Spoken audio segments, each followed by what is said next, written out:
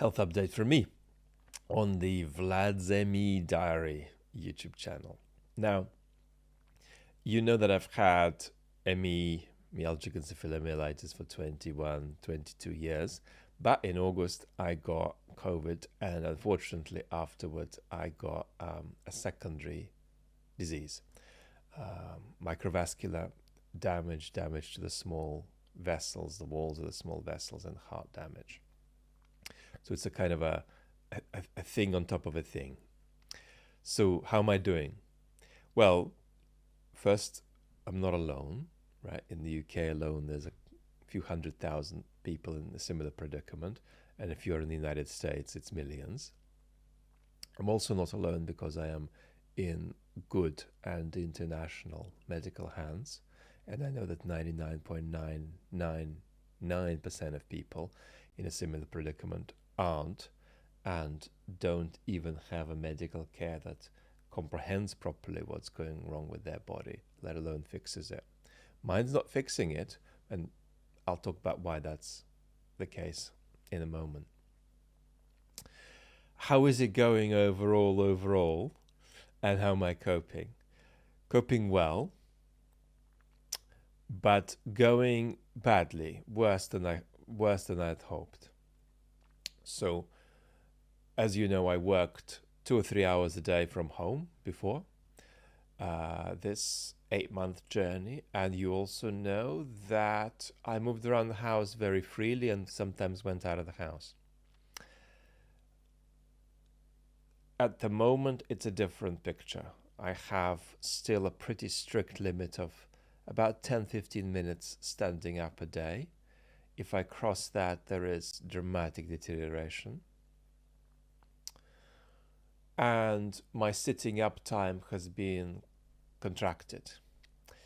There was something relatively free about chats with my beautiful community before this 8-month journey, because I just needed to do it in the right window for me, and it was fairly effortless. Most of the time, chats feel like holding on to a buoy at sea, for which you can only do for a short period of time, while you're in a period of trying to make sure you don't drown. So it's normally really volatile, with a punch in the face followed by a slap from behind, and then some kind of weight falling on you from the top. And I would say 20 to 50% of the time is volatile. Volatile doesn't mean I feel really ill and I can't do much. Volatile means unsafe. You feel like you are drowning from inside. You feel like you're being squeezed like in a garlic crusher. You feel like you're gasping for air. You feel like you're not gasping for air, but every breath you take doesn't do anything. And it's a feeling fundamentally that people with significant chronic illness know very, very well, and we call it unsafety. There's a difference between extreme symptoms and unsafe symptoms.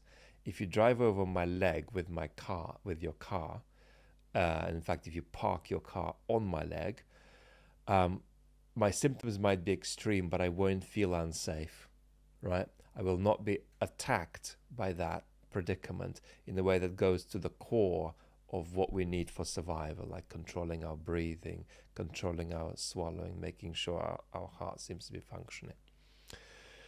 So that's what unsafety is, and I'm in these waters 20 to 50% of the time. Now I have 2 huge, fingers crossed, psychological advantages. One is that my mental health is amazing, which means that I can dance with this. I don't see this as an external assault on me. That's freaky, and it's a combination of just, if you like, biological luck and a lot of experience with chronic illness. Second thing I'm very privileged with is my resilience.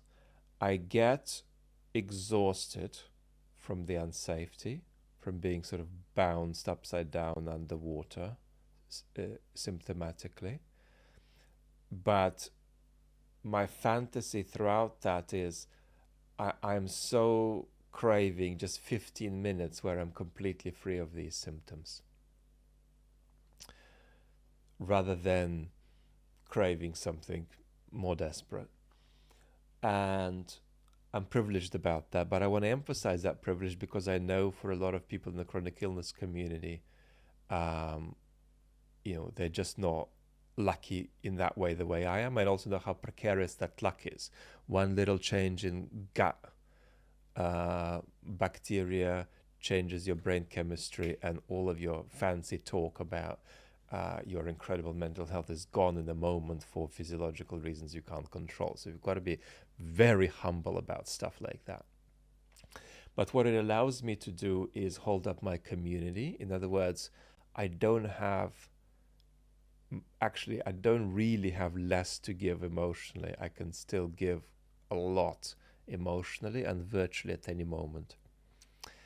Moreover, the fact that I can give so much emotionally and virtually at any moment actually means the community can receive even more from me, because they're aware that, being really external when you're upside down, in some kind of wave, that is infectious in a positive sense, and helps people, with their own challenges, whether they're physical, whether they're mental, whether they're political, social, economic.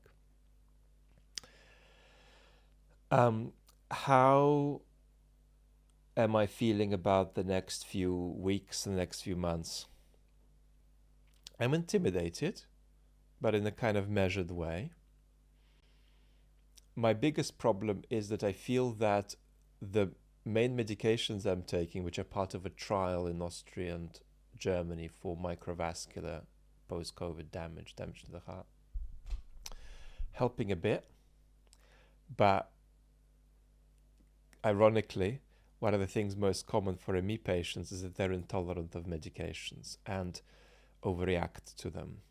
And one of my micro tragedies historically is that I became reactive to the main medication that helped me with my ME, which is an immunomodulator. And unfortunately, I am not able to scale the dosing of my current medication up, so that it would potentially have a more beneficial effect. So it's a catch-22, and it's typical catch-22 for ME patients. They can't take in sufficient dose the meds they actually need to be better in a certain respect. So that's one of my biggest frustrations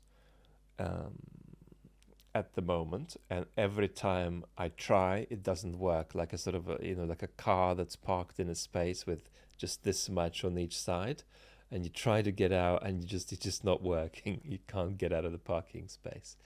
So that's a challenge. It's again quite a universal challenge. How do I feel when I found a good moment to speak with a beautiful community, or even make a main channel video, or even go on the radio?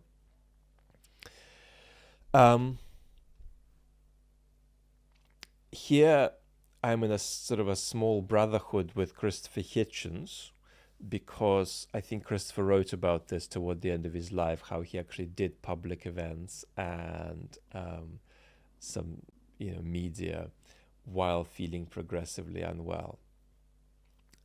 So I have a great capacity to do this. I have a great capacity to smile sincerely, while if you put an otherwise healthy person into my body for 5 minutes, they wouldn't smile. They would think, why am I in deep water 2 miles out from the shore, and what is going on, and can I please get out of this? So I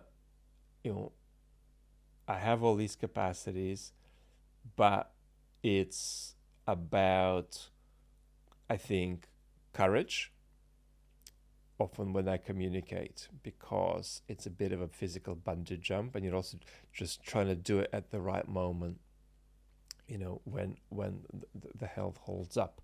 So sitting here, I'm fairly comfortable. I have a chest pain that's bordering on being a raging chest pain. Um, Anything over a 60% breath sort of resonates with pain across my front and across my back. I don't feel I'm satiated with oxygen even when I do breathe in. I'm dizzy.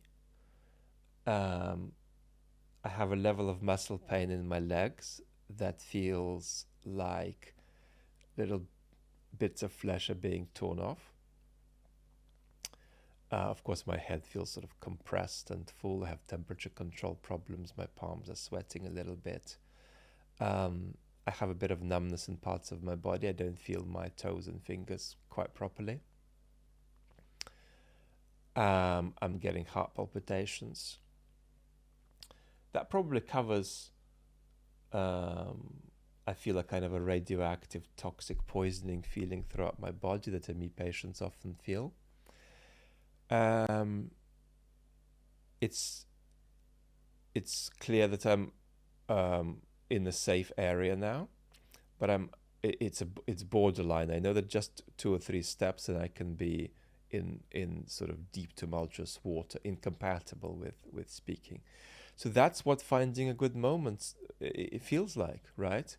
And that's what it feels like to then get messages from my beautiful community saying, Vlad, glad you're well.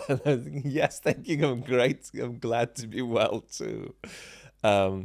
Which, of course, in actual terms means not well, but finding the moment when you're able to do something, and when the instability and constraints are not too great. But I just want to say, I'm actually making a video about how to speak to disabled people, and I just want to say that I love all positive comments about my health, including ones that don't quite align with reality, like, "Vlad, glad you finally recovered." And I actually feel when I read that, thank you so much for genuinely caring about my health, means the world. But I will do, health allowing. I've actually written a little structure for it, a video about how to speak to chronically ill people. Okay, enough. And of course, love beyond words.